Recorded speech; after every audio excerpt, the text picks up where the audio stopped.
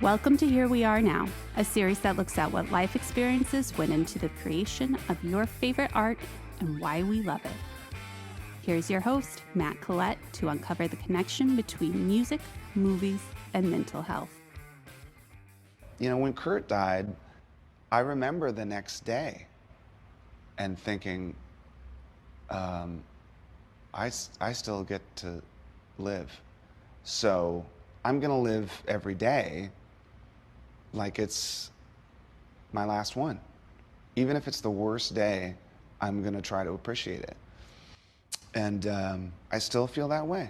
I never wanna die. I honestly feel like if I get to do this, and I've got these beautiful kids, as long as I can do this and do this, I'm all good.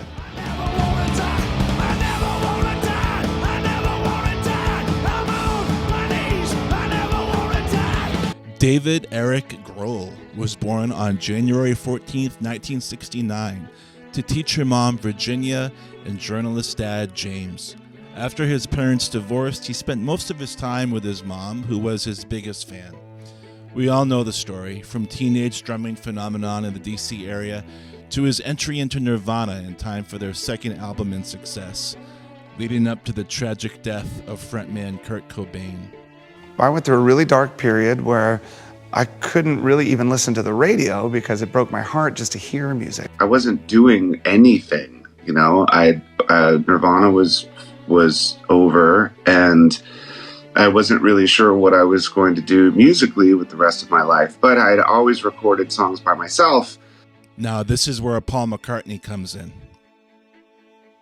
Yeah, it was kind of difficult to know what to do, you know, after the Beatles. How do you follow that? And so I'd been doing a lot of stuff just at home, writing and things. It was very depressing, you know, 'cause I took to the bevies. I took to a wee dram. And, you know, it was great at first. And then after a while, it was getting up in the morning. No, I was a bit far gone, you know. And suddenly I wasn't having a good time. It wasn't working. I mean, music is the only thing that I really, really, really, really love to do. And so, you know, for a few months I stopped. And then I just started feeling like, oh, I gotta keep on. I have to do more, I have to do more, I have to do more. So that was it. It was just really something to do to get over the shock of not being in the Beatles anymore. Because, you know, that's all I'd ever known musically. I'd either been in the Quarrymen or the Silver Beatles or the Beatles. And then suddenly I was in nothing. Because, you know, there's a danger that you just go, I can't do it. Because, you know, like I say, you say follow that with the Beatles, but it really isn't an easy act to follow, you know. At some point, I was finally motivated. Oh, I'm going to get myself out of this funk I've been in for the last 8 months or whatever it was, you know. I decided that I was going to take my favorite songs that I'd written over the last 4 or 5 years that no one had heard. So I booked a week at the studio, and at the end of the week, I had a cassette, and it sounded good. It was good. It was good making that record, just as a liberation. Paul McCartney's first solo album, 1970's self-titled McCartney, is very similar to the first Foo Fighters record in that both he and Dave put these songs down more as a way to deal with their depression in a purposeful, positive way. Just as Paul realized that he couldn't play every instrument on stage, which led to the formation of Wings, Dave turned his imaginary band into a real one that would become one of the biggest bands ever over the next 27 years. As life changed for Dave, from the joy of starting a family to the death of parents, the friendship that he formed with Foo Fighters drummer Taylor Hawkins was a constant source of support. You know, depression is a disease, and everybody kind of goes through it their own way. I can't speak for anybody else's condition, but you know, the hardest part is when you lose a friend, you know, and I just always immediately think of their families and their bandmates, and I think that mental health and depression is something that people should really take seriously, and there's a stigma attached to it that's unfortunate, because just as you take care of yourselves in every other way, I think it's important that people really try to take care of themselves in that way too. And it ain't easy, you know, life's hard. But, you know, like you said, people, you know, you got it so together. I mean, that just goes to show you, you know, it doesn't matter what's in your, you know, how much, what's in your bank account or how many hits are on your YouTube page or all that kind of crap. It all goes out the window if you're, like Dave said, if you're not feeling right. On March 25th, 2022, Taylor passed away suddenly before a Foo Fighters concert in Colombia. How would Dave deal with this tragedy?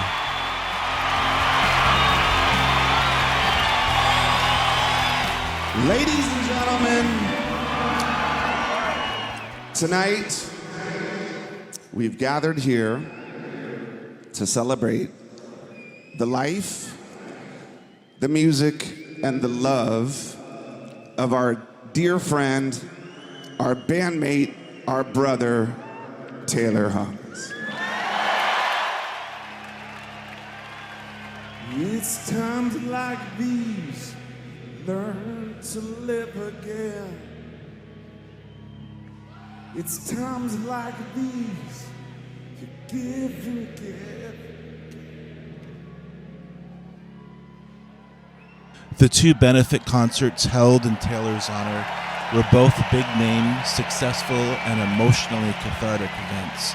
But the question remained, how would Dave process these traumas? Not just his friend Taylor's, but his parents, COVID, our trauma.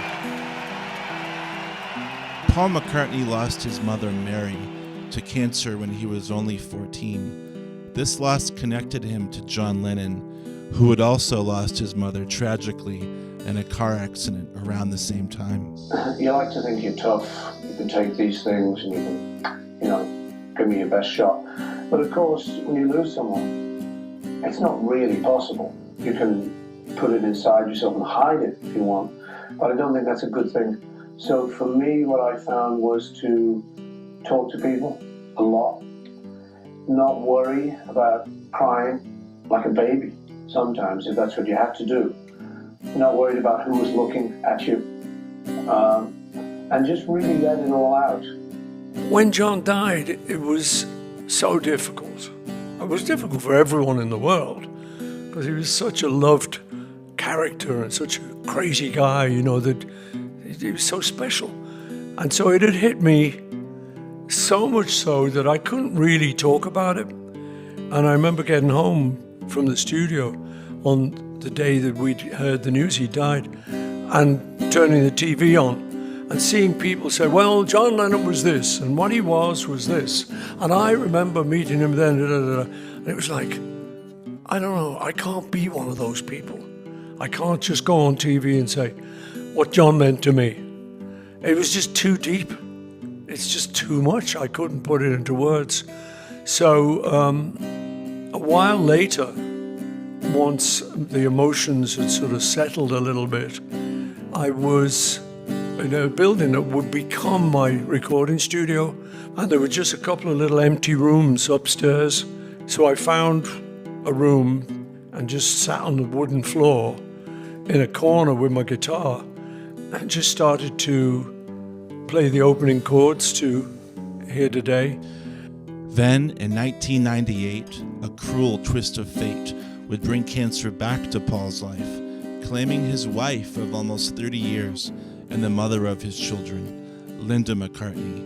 Perhaps knowing the importance of staying creative and purposeful in the face of tragedy, Dave made his first appearance on stage after Taylor's death with Paul McCartney at Glastonbury.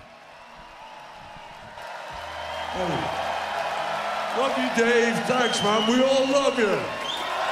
Thank you, Paul.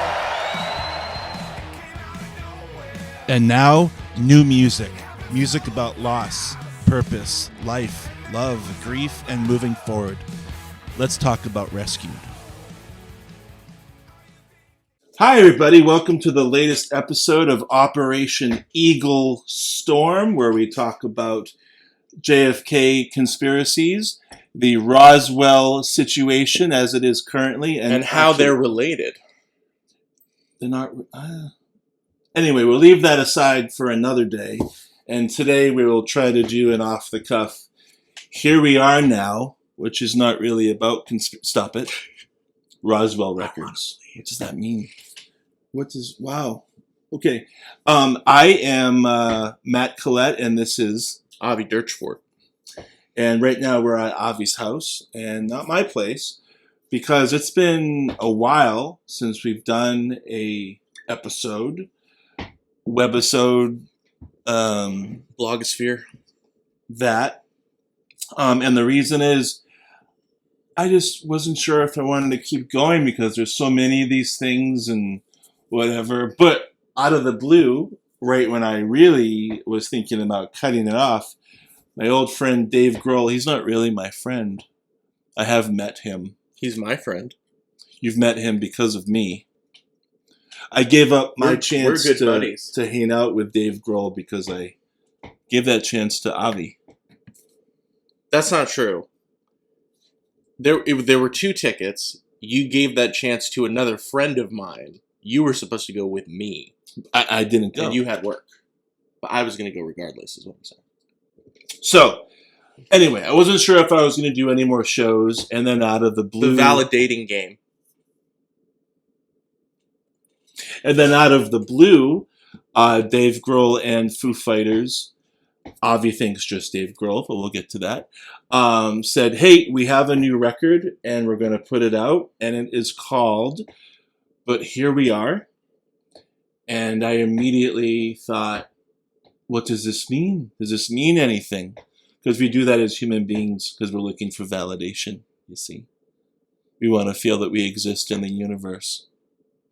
Because this show is called Here We Are Now, and yes, it is based on the lyrics of... Take Your Shoe Off.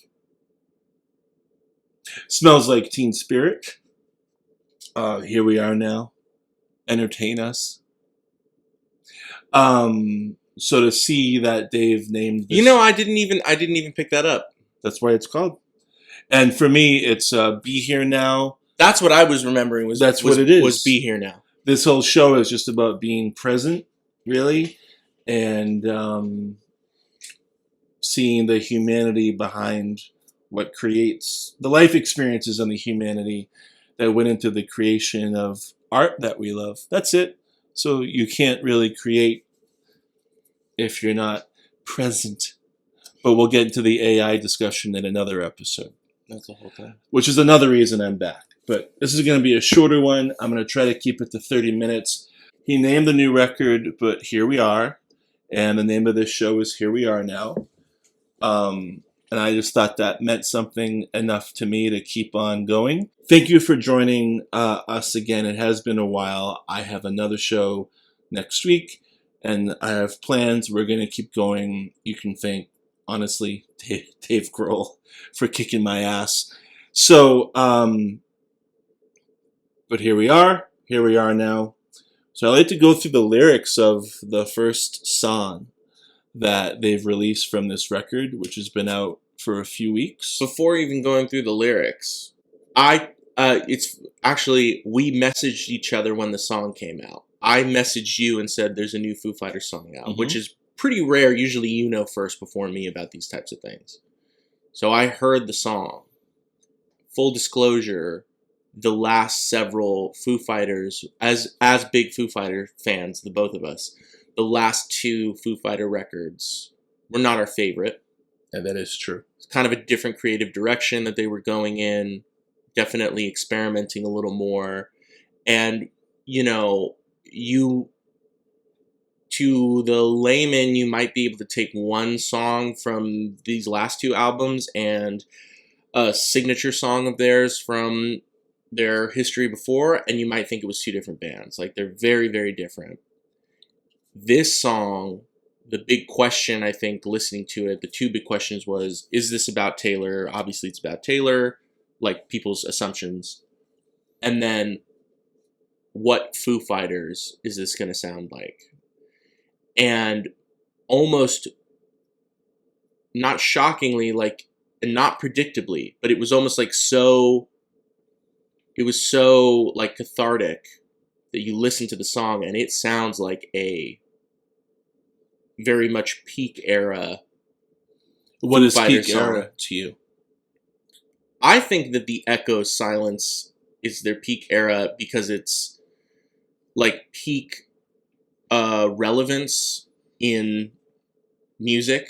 They were everywhere in 2007. They were at every award show. The tours were insane. Like, they were on TV. They were like, so I think that, like, they're obviously a huge band now. They can play any stadium that they want. They're not less popular, but they were in the mainstream the most in like 2007, 2008, around that time. All right.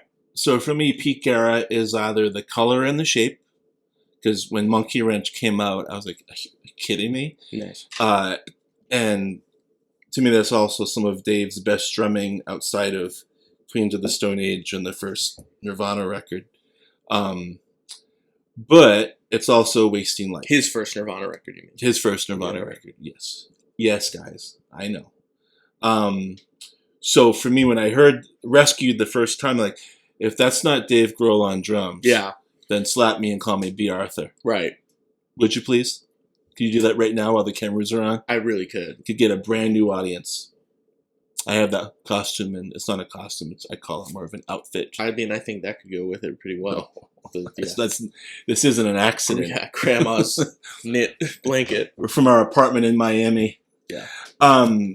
But first, I'm positive that's Dave on drums. And some people think it's like disrespectful to speculate about that, which I think is stupid. No, I've been listening to him for.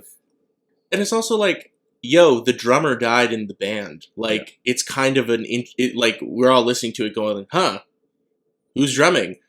Just so happens that the guy who's writing the music is also one of the most famous, accomplished drummers in rock history. Like, Dollars to Donuts, probably him. Musically, there was very little that, like, we knew about the song when it came out. I thought I would put a little bit of money down that it's only Dave playing on every instrument. Yes. This is a conspiracy podcast because Avi has put forth that the new Foo Fighters, at least the single, but I think maybe the whole album is all Dave Grohl. I do not think so, because in my research, I have discovered that the surviving Foo Fighters members are listed as songwriters. Right. So I could definitely be wrong, but I don't know. So this isn't, we don't review music. We're not going to say if, this is great or anything. If this isn't a review, we're just going to go over what it might be about. And again, neither one of us is a therapist. This is just our opinion. It's just art. But it's important because I think he's trying to do something very. You also don't get an example of this that's so linear very often. Like, I think the first thing that people thought, besides how sad Taylor dying was, I'm like, very unsecretly, I'm a Foo Fighters fan. I'm a huge Foo Fighters fan. I loved and love Taylor Hawkins. Love Taylor Hawkins. My favorite drummer. I had his signature snare. I taped my drumsticks because he did it. Like, all the stuff. I learned his drum parts. I love Taylor Hawkins. So when he died, I was really upset and pretty depressed for a while after that. Like, just thinking about how sad that was. But the other thing, and a lot of people felt that way, but the other thing that came up around his death was like sort of the tragedy of Dave Grohl and the obvious comparisons that everybody has been making about his experience with Kurt Cobain, which I think is actually completely different for a lot of reasons. But just the idea, the big idea of grief and loss in music of a bandmate, you know, of somebody whose identity is tied to the band and who your identity is tied to as a band member. The Foo Fighters have a pretty low turnover rate. Mostly it's been the same core guys for a long time. Obviously in the beginning there was a little bit of like contention about who was in the band. And the first record, there is nobody in the band. And on the second record, Dave is drumming. And a little bit, I think. And if you listen very close, you can hear the erased William Goldsmith tracks. Yeah. And, you know, like, even up to the third record, I think Dave is drumming on quite a bit of that record. And I think that, like it speaks to how cool that band was, how good of a drummer Taylor was, and how generous of an atmosphere the band had that people didn't even think about Dave as the drummer in the Foo Fighters. Even though he's drumming on their biggest stuff. They thought of Taylor. Most people thought of Taylor and would not have really known otherwise. And I think that that's like the same thing with like him being a songwriter, him having been in Nirvana. Like I wasn't that into Nirvana when I was we weren't even born yet. Well, I mean like I wasn't into when I was a fan of the Foo Fighters when I first became a fan listening to them. I didn't get into them through Nirvana. I liked the band. I kind of liked Nirvana, and I didn't really get it at first, and Foo Fighters was way more accessible to me. All this is to say is, like, I think there's a very kind of gross fan fiction type attitude that comes with drawing the obvious parallels between like these two big tragedies that happened in a band.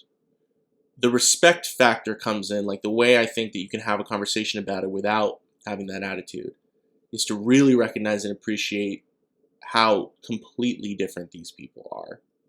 How totally different the bands are and Dave Grohl is to the situation. Mm-hmm. And to say like my heart breaks for Dave Grohl in the sense that it's just like, it sucks that you have to be associated.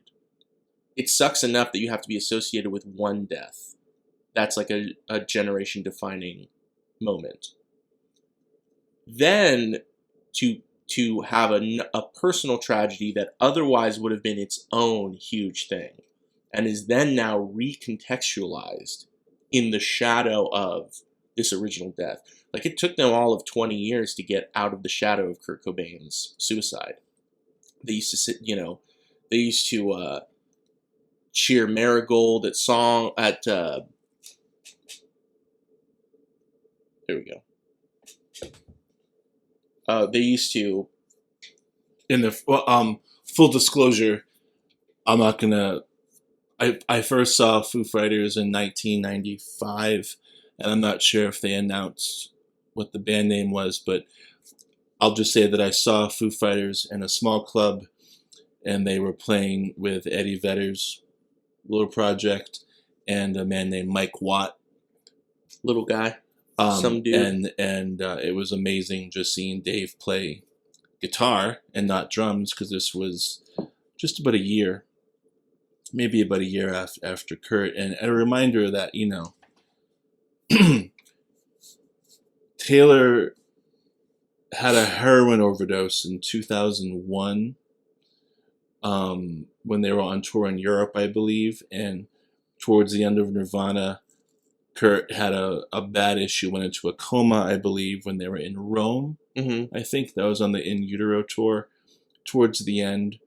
And then, you know, I think if you've seen the documentary, Dave was considering ending the band and was doing things with Queens of the Stone Age at that time, and then they got back together for the Coachella Festival, I think.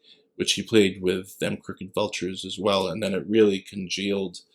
And Taylor has just been great. So it's heartbreaking to see all these years go by, 20 years, and then to have Taylor end the way that it did. And by the way, we're not going to discuss how we think he passed away, whatever. They have not really released that publicly. Yeah, and it's not that's my crazy. place to. So out of respect for him and his family and the band, just sorry that he's gone. Well, I think that what we were talking about and that you were alluding to was just like it took them like all of 20 years to get out of the shadow of that original tragedy. All the complex like narratives around stupid stuff like the right to be in a band. There were people who criticized that it sounded too much like Nirvana on the first record, or that it didn't sound, or people yelling Marigold at the shows, people asking him about Kurt.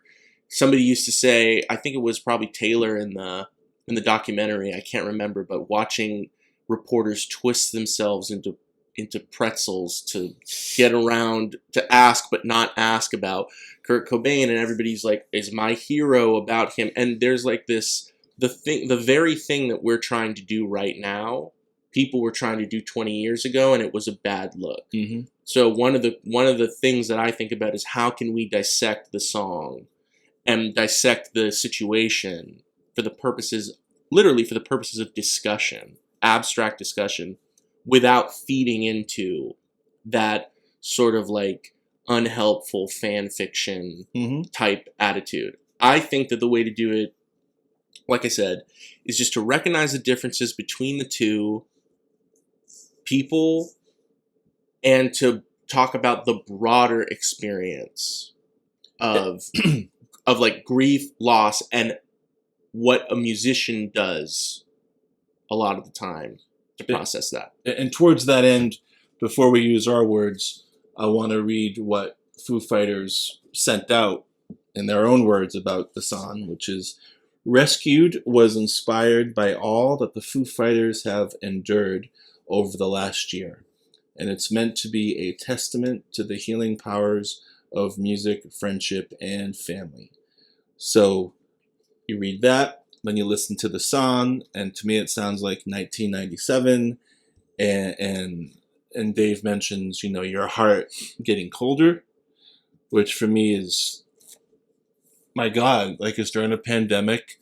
He really worked hard. They were the first band to play Madison Square Garden. I remember all of that. Being excited, but also like, man, okay, I guess Dave really wants to do it because he wants to persevere and just fight through it and stay busy. But also like, man, these guys are also in their 50s and okay, we want to do it. But so for me, hearts getting colder is like, what do you do to battle against, whether it's depression or complacence or just the real darkness, which he's been through. The man was, his parents had a divorce when he was very young. He was estranged from his father, who wanted him to, go to school and do the usual thing. And then his father actually passed away the week that his daughter was born. Right. And then you look, okay, well, and then he didn't finish high school, ended up playing in punk rock bands, and then Scream, and then Nirvana, so it worked out. But my God, then, okay, the leader of Nirvana passes away. He puts together a new band.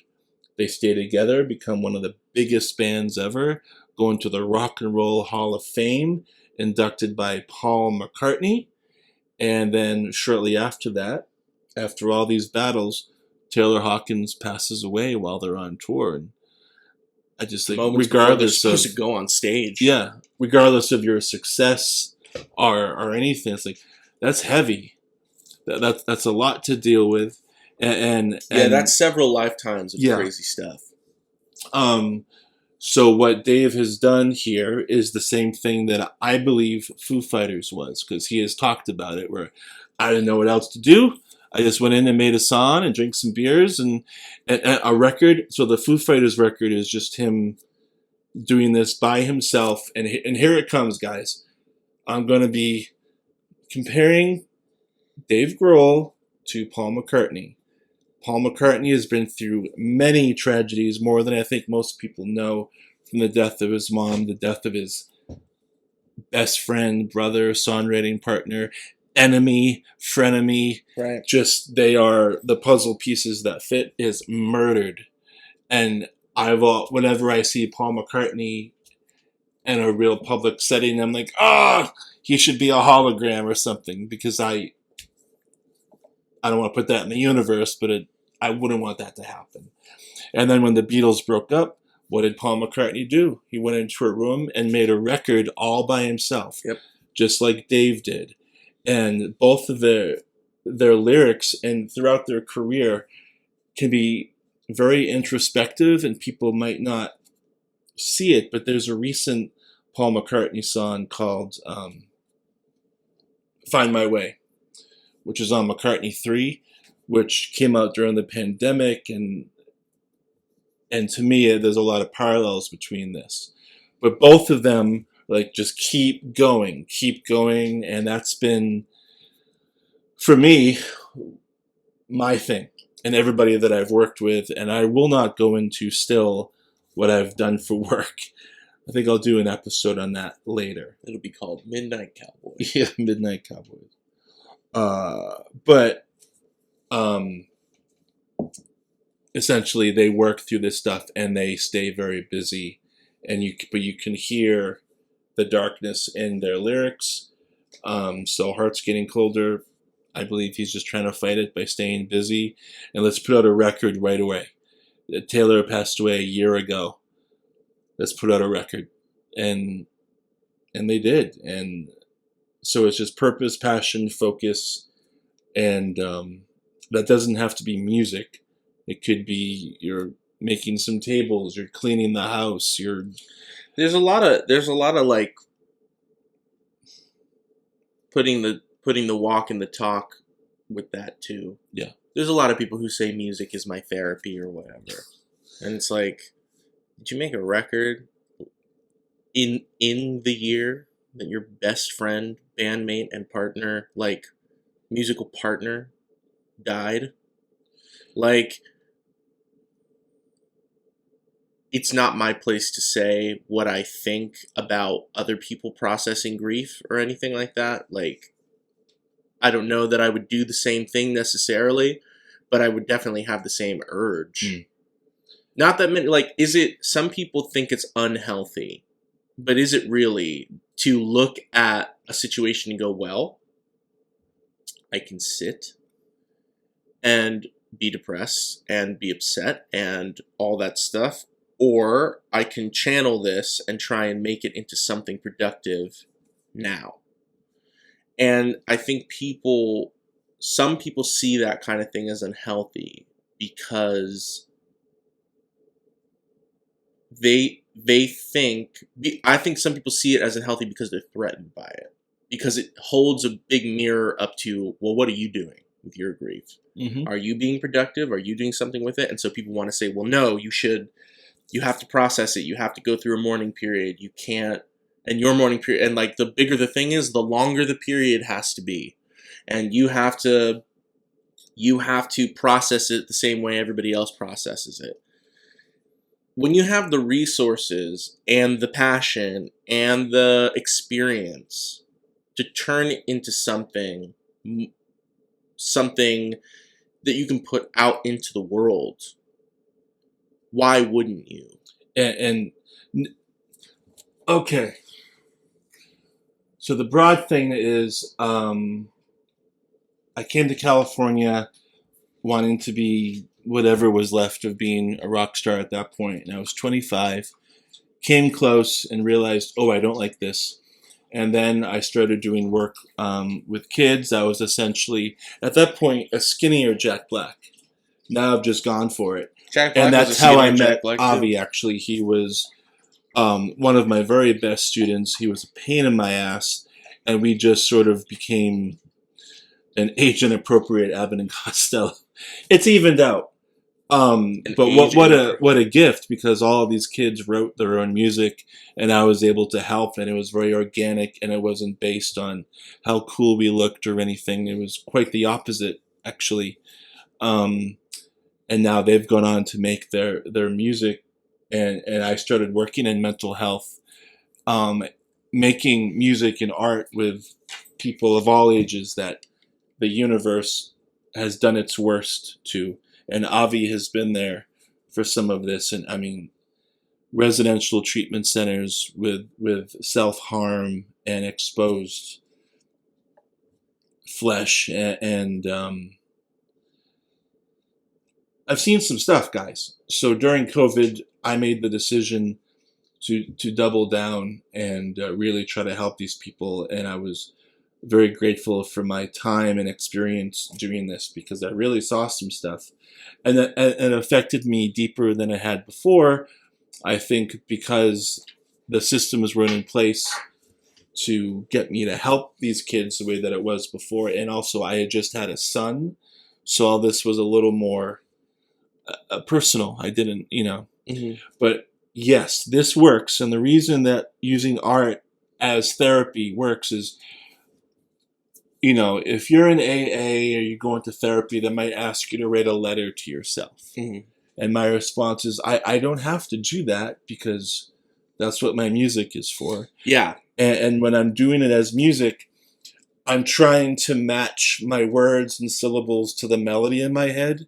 But there's something in my brain that goes, not only don't rhyme fire with desire ever, but maybe this or maybe that. And I trust that instinct, whether it's the universe telling me something or whatever. But I give myself to that. I usually write lyrics.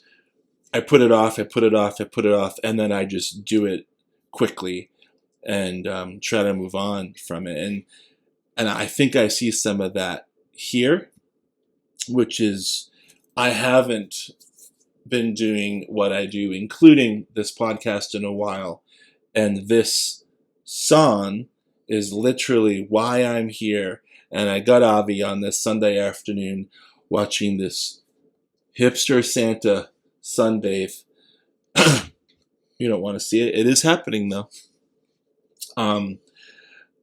It's why I'm here doing this. And I think that's the importance, and that's the proof in the pudding of why this is great. And Dave, when I was in another bad moment, he put out the song Walk, and I would crank that shit as I was going to the gym every day and just trying to, my God, I did a summer camp. It was horrible. And then at a certain point, I couldn't walk, and I had to get a surgery. And guess what? You know what Dave Grohl did for me that summer? He ended up in a wheelchair, and he kept doing his concerts from his chair on stage. So I had, like, Gabe would drive me and put me in an office chair and push me around these different locations that I was working with for kids. And I look back at that and I go, oh, that's interesting. Again, this isn't the universe or whatever. And Dave Grohl and your people, don't worry. Like, I'm not, like, there's nothing. If I'm his assistant right now, I'm like doing a background check, just an altar with candles and Dave Grohl stuff, and none of that. I dig a lot of your music, and to prove that I'm not a fanatic, I also don't like a lot of your music, sir. Yeah, there's some that I do not care for the last two records. I love you, but anyway, the comparisons between he and Paul McCartney lyrically, and just circumstantially, I think are poignant. Like, I think that they work together a lot and are drawn to each other. And I'm like, Paul for McCartney's a reason more than just because they're both famous. Yeah, Paul McCartney is a generous guy as far as, like, his time and feature is concerned. He definitely, like, he'll pop in and do a lot of stuff with a lot of different people. Mm-hmm. But when he started, like, when the Foo Fighters and him started kind of meshing, which wasn't that long ago, it kind of took a while. Suddenly they were like, they were really doing it. And it's like, hey, you want to be in a band? You want to, like, front Nirvana, like the surviving members of Nirvana with a box guitar, with a cigar box guitar? Yeah, like, all right, sure. And, there's like I think that they're drawn to each other for more reasons, obviously, than just, like you said, than just being famous or just being rock stars. I think they're a similar type of person artistically. One, to say that Paul McCartney is an influence on Dave Grohl is like saying that the sun is an influence on a plant. You know what I mean? Like, it's impossible to escape the influence of Paul McCartney anyway, but I do think if you asked, probably he's a pretty big Paul fan, like anyway on his own. And like, I think that parallel makes a lot of sense it works on many different levels is what I'm saying. And I think that it's a great, like, analogy to look through the lens of creativity in crisis, you know, productivity during a period of mourning. Like, it's so powerful. Sometimes people think you shouldn't do it. And, you know, I have even my own personal, like, beliefs and reservations about when it's a good time to do this and when it's a good time to that. And it's like, they're all arbitrary. It doesn't friggin' matter at all. Like, you should play it as it comes out. You know what I mean? Like, it's coming out of you one way or another, and it's like, you might as well make a record. And the beautiful aspect of it is sometimes you're truly not aware. No, you as have the no writer idea that you did it, and other people think, that's not what it's about. And it might be to them, so for them that's great. You don't have to be aware of it. Some of the greatest things you might not just be aware of. You know, if you sat Paul McCartney down, he put out a book where he explains all of his lyrics, and I got it for Christmas. I still haven't read it because I'm like, I don't want you to tell me what you think the songs are about yet. Yeah, you know, like, I think that a healthy relationship from artist to fan, especially in music, painting and stuff also, in books you find it as well. But, like, I think because there's so much music and because it's so much more popular of a medium for, like, the average person, that deriving meaning from those types of things is, like, not only a pastime of the people involved, but it's like, I used to get really passionate about, like, it's what the artist intended, that's what the song is about, and anything else is wrong. And I had a friend who was from a kind of a different school of thinking on art in general, who kind of told me, like, once you release it into the world, it's no longer yours. It means something to you because you made it. But it doesn't invalidate another interpretation of the song. Just because somebody has an idea that this might be what it's about doesn't mean that it's true. It means it's true for them. Well, it's a universal truth in that I believe that, you know, Let It Be is about Paul McCartney's mother. And this person might say, no, Let It Be is about, you know, just going to the store and buying a sandwich. Yeah, or like a political you know what? climate or Both whatever. of those are true. Right. It's a universal truth because you interpret it. And folks, don't let people, including us, tell you how to interpret any art. For God's sakes, if you're at a museum, don't read the pamphlet where it says, what Van Gogh meant here was, they don't know what Van Gogh meant. I don't think Van Gogh did either. He was, you know, not doing great.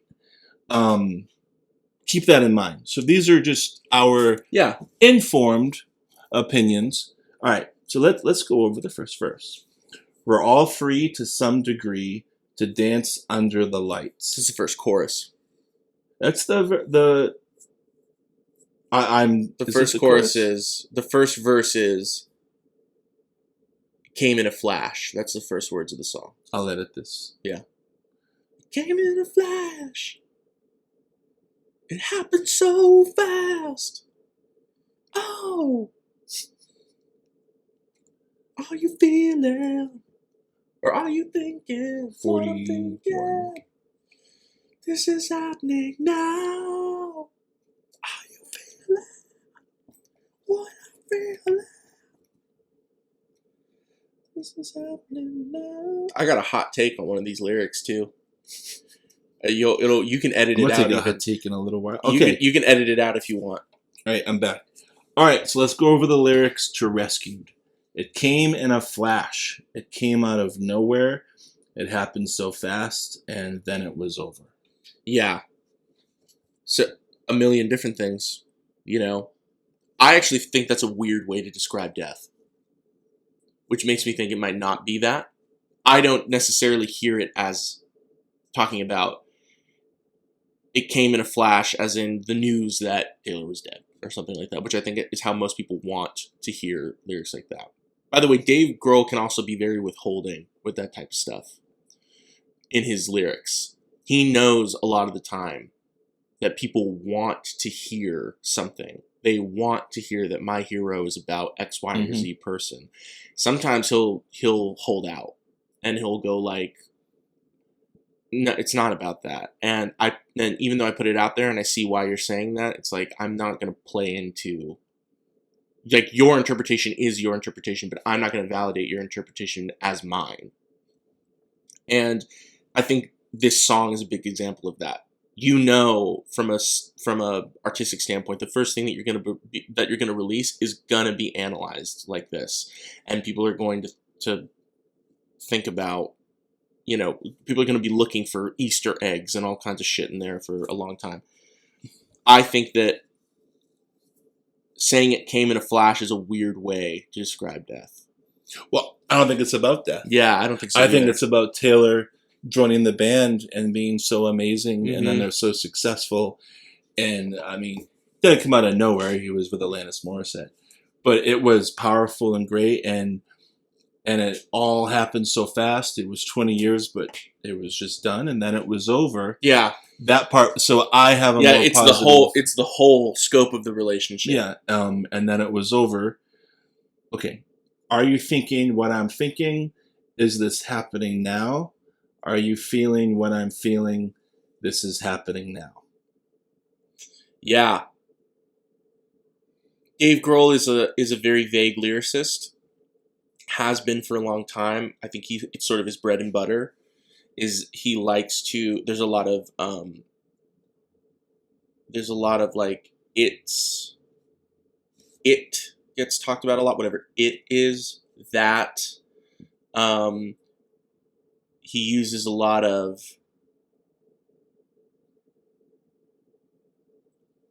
immediate metaphors and similes, like one after another. What a nice long leash. What a nice tight noose. Never worked for me, but sure does look good on you. Like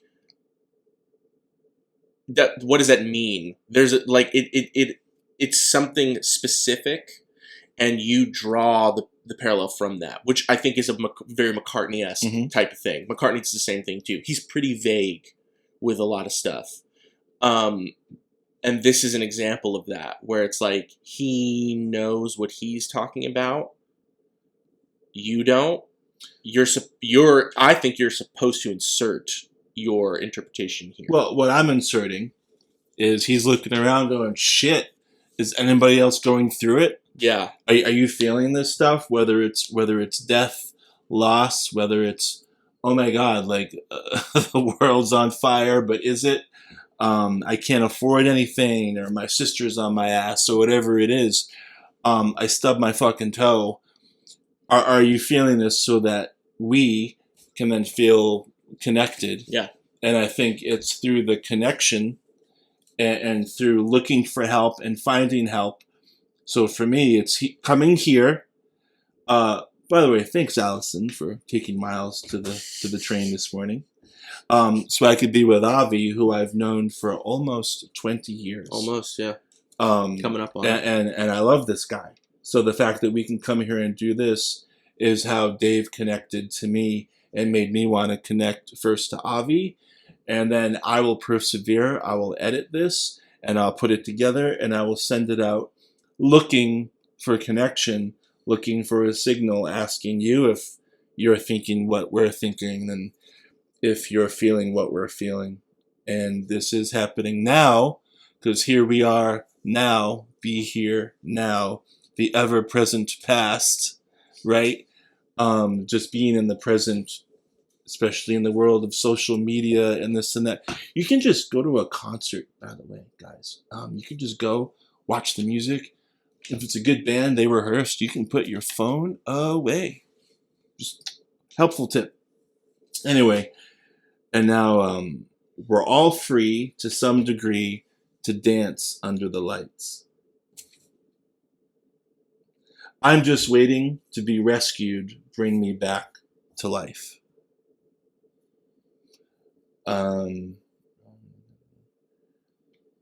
I think for me that's, you have the option of living your life and getting off the couch.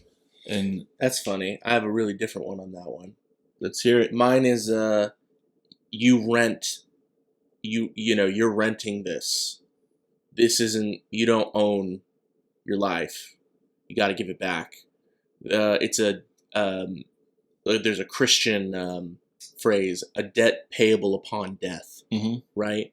You're paying your debt back to, your creator. You sound like James too. Hi, James. Yeah. There's it's not just a Christian concept, but it's like this idea that you're borrowing life. We're all free to some degree to dance under the light. Like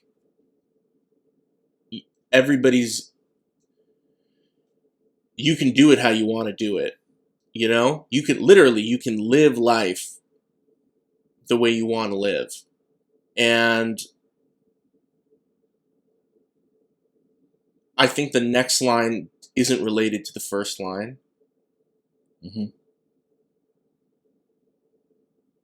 The chorus, actually, I find to be the hardest part of this song. I don't understand it perfectly. I have interpretations of it, and every line to me is different. I'm just waiting to be rescued, bring me back to life.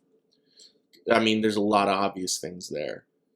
The next line is the one that I actually think is really... I have a hot take on this, and you can edit it out if you want. Kings and queens and in-betweens, we all deserve the right. I'm just waiting to be rescued. We're all just waiting to be rescued tonight. The Foo Fighters are a politically liberal band. They played for the Obama... They played for Kerry. At like the DNC in like 2004. They played for Obama at the DNC, I believe, as well. And he played for Obama at McCartney's thing. At the Kennedy Center. But that's not political. That's just an artistic award. But they are relatively outspoken. They're not quite as hardcore about it as a lot of other artists are, obviously. But they definitely put it out there, that they kind of align this way. I read that as a debate about like transgender issues. Kings and queens and in-betweens. There you go. I'm going to tag trans rights with this now? Maybe. Okay. I not in a Bud Light way. I thought I didn't see that before. Yeah, I think. Well, I just don't understand what the other possible idea between in-betweens is. Oh no, dude! For me, yeah, kings and queens, right? And then you're a middle class people without that stature. See, I wasn't even thinking of that. Kings and queens and in-betweens. This is why we do this. Because I'm thinking of kings and queens and in between the two of those things, not kings and queens and in-betweens of 0 to that. I like your interpretation way better than mine. Neither one is right. I like yours better. I'm going to change mine to yours. Well, I think it is non-binary, middle class. Just anyway. So this is why we're doing this, right? Right. Okay. I'm just waiting to be rescued. We're all just waiting to be rescued tonight. For me, it's like, don't wait to be rescued. You got to kind of rescue yourself. Get yourself off the couch. Make a call to a therapist. You know what? I'm on the opposite for that one. I think that it's like, at a certain point, you can't do it on your own. That's what... Are you thinking what I'm thinking? You have to make the choice to seek help. True. I mean, he doesn't say that in the song. But I don't hear that in what he's saying in the song. What I'm hearing is like, I'm just waiting to be rescued. Bring me back to life. To me I heard it as like you're talking to the fans, which is kind of corny to say out loud, but like to me, I heard it as like, I'm waiting for you people to come and join me again and make me feel good about playing live and about, I took that one literally to the situation and very metaphorically for the lyric. Well, okay. Here's something that I say to a lot of people that I've worked with that are dealing with death, especially a recent trauma. Say that we pick any musician who's passed away. David Bowie. Okay. They want to do Rebel Rebel by David Bowie. I'm like, Mhm. okay, cool. And I said, David Bowie passed away a couple years ago. Oh, that's too bad. But he's here right now because you just wanted to play his music and we're going to do stuff. So he's here. So for me, that's the bringing me back to life. Dave's time is going to come. Yeah. And when you play this song in 50 years, 100 years, when we're all gone, he has left a mark. Taylor has left a mark. Every musician has left something. Hopefully the stuff that we've recorded in about 100 years, the world aliens will come to realize how genius Yeah. it really is. And we'll be These two get it. And we'll be Van Gogh. They go, what Avi Durchfort meant What here. he was trying to say, you notice that the hat that he wore was... but that's what I get from it. And this is how I feel about this too, is like it's very like Zapruder film.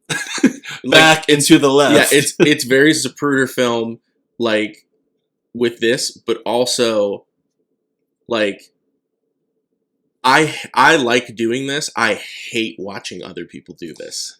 You know what I mean? Like this is something I enjoy it because I like the exercise of doing it, and also because I always liked Dave Grohl's lyrics, and for a while I tried to write a lot like him when I was writing music at 16, 17, 18. I was really like paying attention to how he was writing, and I was sort of emulating it very heavily.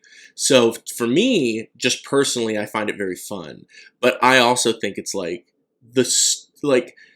I think it's ridiculous also to do it too. It's hard to explain why. This is the first time I've done this, just like lyrical interpretation on this show, and I won't do it much. It was just that this is literally the reason that I'm here doing this right now. Right. So I wanted to respect it. Right. It's relevant to the thing. The second verse is my favorite. Okay. The second verse is the one I fell in a trap. My heart's getting colder. It's coming on fast. It's over my shoulder. Yeah. I mean, I don't think that one needs a lot of work. But there's a sort of a morbid twist on it too. Your heart getting colder, literally. Dying, and that verse to me is prime. That's Dave Grohl doing what he does best, in my opinion, which is keeping it pretty simple. I mean, pretty painfully simple, and getting the message across very effectively. I fell in a trap. My heart's getting colder. It's coming on fast, right? Mm-hmm. It's coming on fast. It's over my shoulder. And it's like a lot of different things. Apathy is the most obvious metaphorical one. A lack of sympathy, a lack of feeling for like anything, for other people, for lots of things. To have a cold heart is to not be charitable, to not be generous, to not be... And then there's the death part of it. My heart's getting colder. Literally death.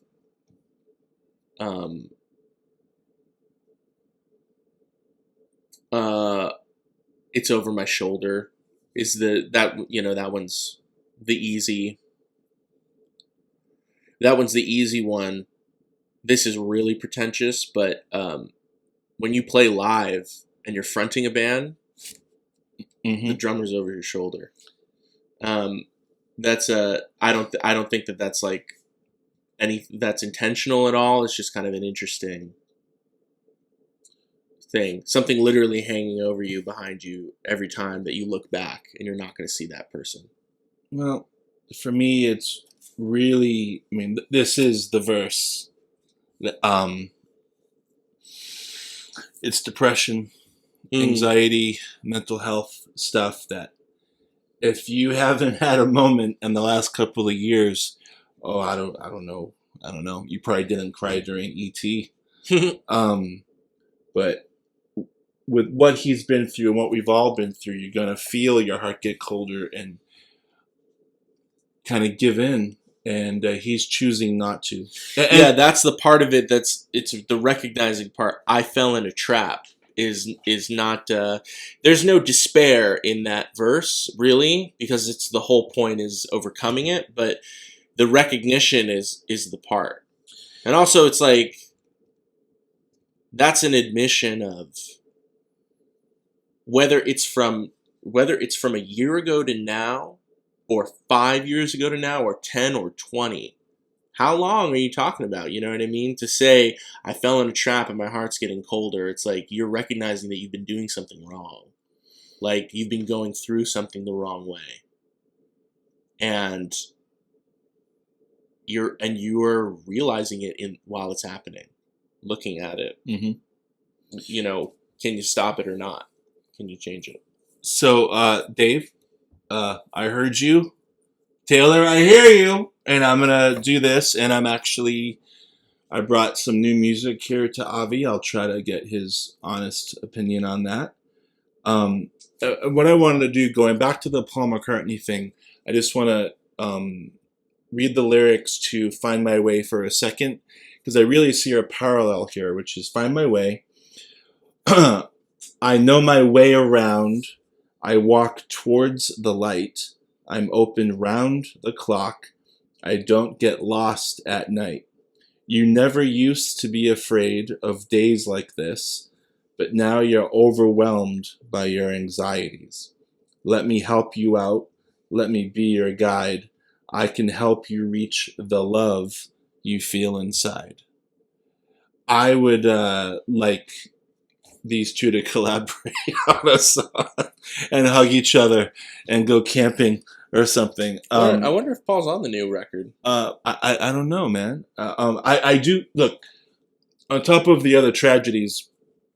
Paul McCartney lost his mother to breast cancer and his wife of 30 years, Linda, to breast cancer, and that certainly has informed the music. And I feel it. I don't know.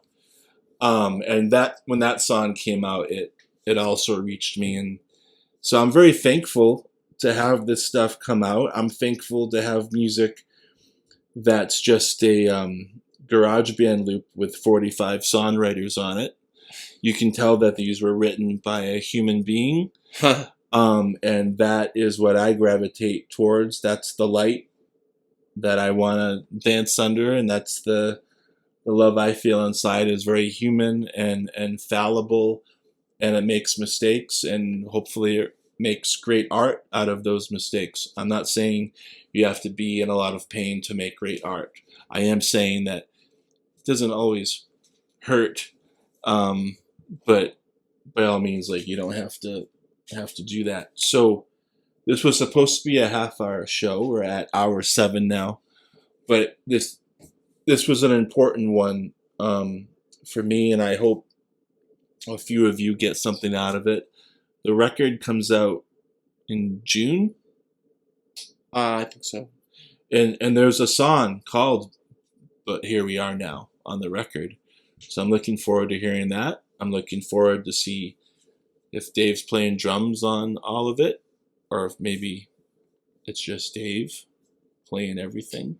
Yeah. I don't think I'm going to any shows just because concerts are weird right now with the prices and the way people are at concerts with their phones and not being present isn't for me. Plus, I have a 3-year-old, and damn, I've seen a lot of concerts, so I get to ingest with this stuff and to ingest with this stuff. That's not a good. I get to.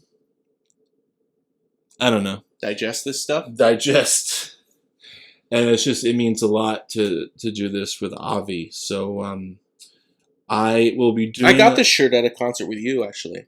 I don't know. The if you know Forum? that. This was at the Forum. This was the Wasting Light tour. That shirt's like 12 years old. Damn. Mm-hmm. Yeah, that was a great show. I waited in the line, wrapped around the thing at maybe 4 p.m. You earned it, and went all the way. And we were right at the front. I mean, right at the there front. was there a mariachi band that opened or something? Something like that. Yeah. Very funny, weird. It's Uncle Dave's caravan of fun. Yeah, it's just he can do whatever he wants to do, which is good and bad. Because sometimes you can have too much ice cream. Yeah, but it's interesting. Hi, this was not an edit. You blinked. Don't forget to go to the website, hwanow.com. We have the Instagram and the Facebook carrier pigeons, whatever. Smoke signals. I started doing some, not seminars, but like public speaking, and that's been cool. I'm doing a lot of consulting and a lot of stuff with self-determination funding, and that's been great. So I hope to see you out there, and we'll have a new show, not in a month. I'll have one next week with Officer Justin Bennis. Ooh, of the special guest, friend of the show. Department. He wants to talk about Jaws. Officer Friendly's coming in. Officer Friendly wants to talk about Jaws. And we will be completely that's nude. Awesome. He wants to come in and talk about Jaws. That's what he wants to do. That's so cool. I'm going to tune in for that one. That's great. So hopefully, spread the word that this exists. And he's talking about how the police presence isn't enough in the Hamptons or whatever. I'm going to do this so I can tell him about the sequel I want to do for Jaws that will never... Anyway, thanks for all the thing. Yeah.